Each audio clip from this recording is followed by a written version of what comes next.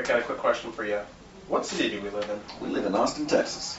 That, sir, is correct. But even though we live in Austin, Texas, and there are lots of nice stadiums around the area, all the Central Texas teams this week seem to want to play in San Antonio. In fact, 5 of the 10 teams still alive in the playoffs will be in San Antonio this weekend.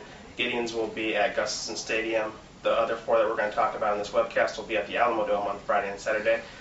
First game is going to be Friday night, Lake Travis versus Dallas. Both teams are 12-0. Both teams can score. Rick, how do you see this one going down? I see this as a very lopsided victory for Lake Travis. The 12-0 record for Alice may be deceiving. They've got lesser competition. Lake Travis is playing well on defense right now as well as offense. This could be a runaway.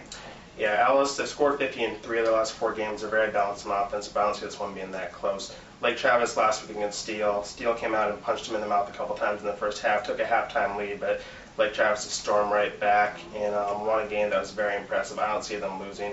There was a little bit of controversy at the end of the Lake Travis game. Some people think Lake Travis should have taken a kneel instead of going for a last-second touchdown, but when you've won 26 straight games, you can do whatever the heck you want to do.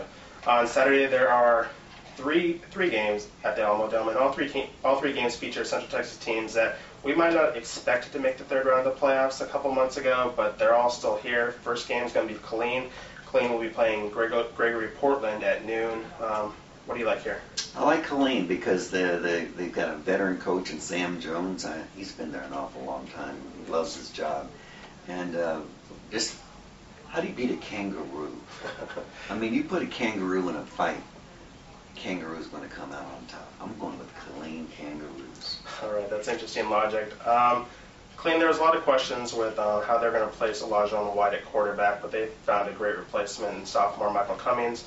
He's going to cross the 1,000-yard rushing mark this weekend, and he already has 17 rushing touchdowns. But when you have an offensive line like they do with Ronte Scales leading the way, I think either me or you could probably rush for 1,000 yards. They have some big boys on that line, and they're doing a great job up there protecting for their running backs and quarterbacks.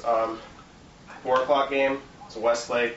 Westlake started off 1-4, but there isn't a team hotter in Central Texas right now than the Chaps. They play Harlingen at 4 o'clock at the Alamodome. Westlake, they've got a way of beating those teams down in the valley. Yeah. And like you said, they're extremely hot right now. Ryan Swope, there may not be a better running back in the state going on in 5A right now than him.